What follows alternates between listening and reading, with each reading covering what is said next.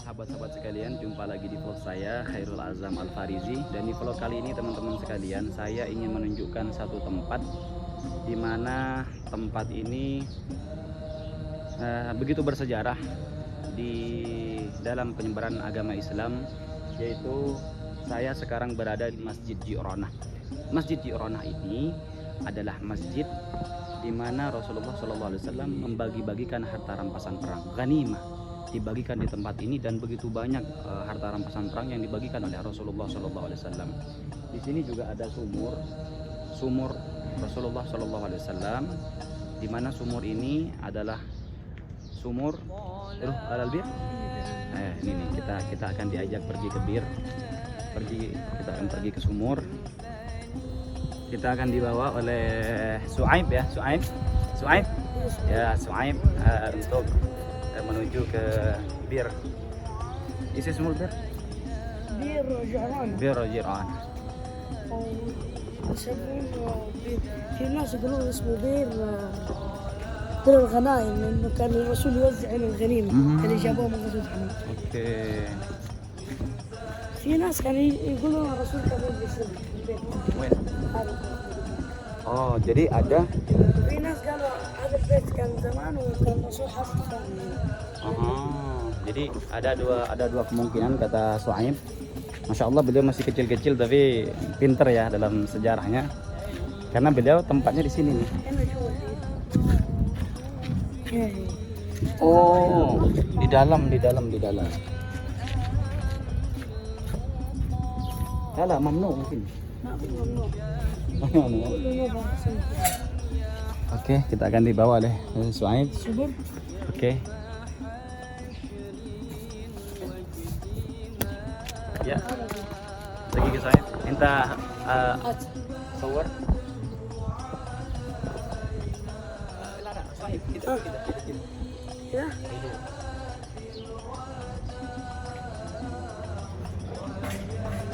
هذا بير مقفل شوف. Oh, Masya Allah, airnya هذا tutup. الماسورة نص المويه هنا. Oh, besar. هذا أول دحين ما عاد يوصل. Oh, jadi ini sumur Ji'ronah, sumur Rasulullah SAW meludahi ke dalam, kata Suaib. Dan ini adalah pompa ya yang mengalirkan air ke sini. Dulu ditampungnya di sini, tapi sekarang sudah tidak ada lagi. Oke. Dan ini kata Suaib, ini dulu ada sejarah mengatakan bahwa di sini. Hah? Oh, jadi ada yang mengatakan, kata Suaib, bahwa di sini Rasulullah dulu pernah duduk ya di atas sini, hampir jatuh di rumah ini. Dan dari situ pintunya, teman-teman, dari situ pintunya Rasulullah ketika berkemah di tempat ini. Ada yang mengatakan kemahnya di samping sumur ini, dan ada yang mengatakan bahwa Rasulullah pernah duduk di atas rumah tua ini. Seperti itu, teman-teman. Oke. Syukron ya Suaib, jazakallah khair. منطقة الوقوف اللي كان رسول الله فيها. ها؟ وزع غنائم. ايوه. كان واقف هناك. When? Nah, ini kata Suaib. Oh, di sini Rasulullah يوزع الغنائم. غنائم غزوة حنين. Ini adalah nafar gitu. Jadi kata Suaib, di sini posisi Rasulullah, teman-teman. Ini adalah posisi Rasulullah ketika membagi-bagikan harta rampasan perang. هذا مو مؤكد. في ناس قالوا كان عند جنب البيت. يعني جوا جنب البيت. Tapi في ناس قالوا كان واقف هنا.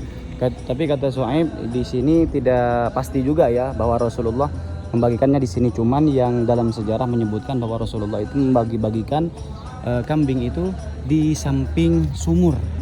Oke. Suaib. Fi kaman Suaib? Fi tani? ايوه العمره اللي سواها الرسول هنا Iya. كانت مرتين. Oh, jadi kata Suaib, Rasulullah SAW pernah berumrah dari tempat ini 2 kali. Dulu ketika Rasulullah ingin datang ke tempat ini, terdengar kabar oleh orang-orang Yahudi. Lalu orang-orang Yahudi ya orang-orang Yahudi itu menaburkan racun ke dalam sumur ini, dan agar apa? Agar Rasulullah keracunan. Ya, tapi Rasulullah diberitahukan oleh malaikat agar tidak meminum air dari sumur ini karena orang Yahudi telah memberikan racun ke sumur atau ke dalam sumur ini. Maka Rasulullah SAW meludahi sumur ini sehingga sumur ini airnya menjadi penawar, menjadi obat bagi para sahabat-sahabat Rasulullah. Dan dulu sebelum ditutup, sumur ini sering digunakan oleh jamaah Indonesia dan jamaah yang pergi bermikot di sini untuk melaksanakan mandi ihram, dan juga orang ambil air dari sini. Kesalahannya ketika di zaman sekarang, kemarin itu ya, jamaah umroh itu kan tidak tahu kalau air yang disediakan di sana itu adalah air dari sumur lain, dari air biasa, air mineral yang biasa disediakan oleh pemerintah kerajaan Arab.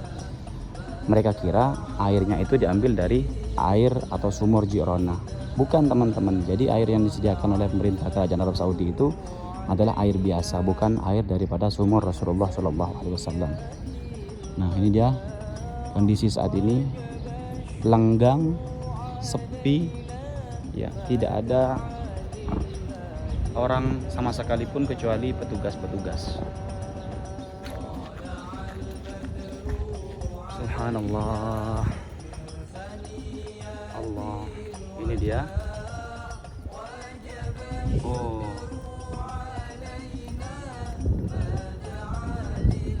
ini adalah makam daripada syuhada Hunain yang berada di Masjid Ji'rona, teman-teman.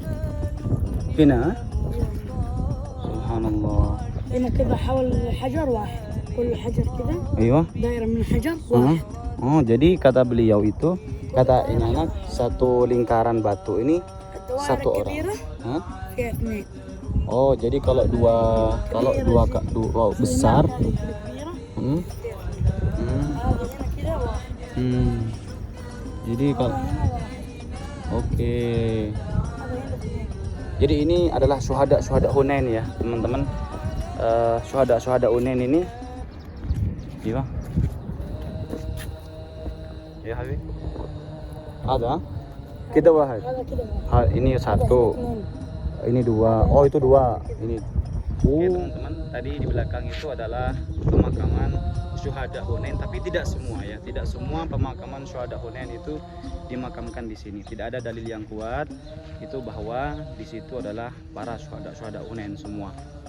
Dan pertempuran perang Hunain ini, teman-teman sekalian, adalah, mumpung ini lagi di ini ya, Hunain itu adalah perang Hunain itu dimenangkan oleh kaum muslimin, di mana dalam perang Hunain ini orang-orang musyrik di kota Saqif ini, mereka merubah panglimanya itu seorang pemuda, dan dia mempunyai akal, mempunyai ide bahwa kalau ingin menang dalam perang Hunain ini, mereka harus bawa semua hartanya, harus bawa semua istrinya, harus bawa keluarganya semua. Kenapa?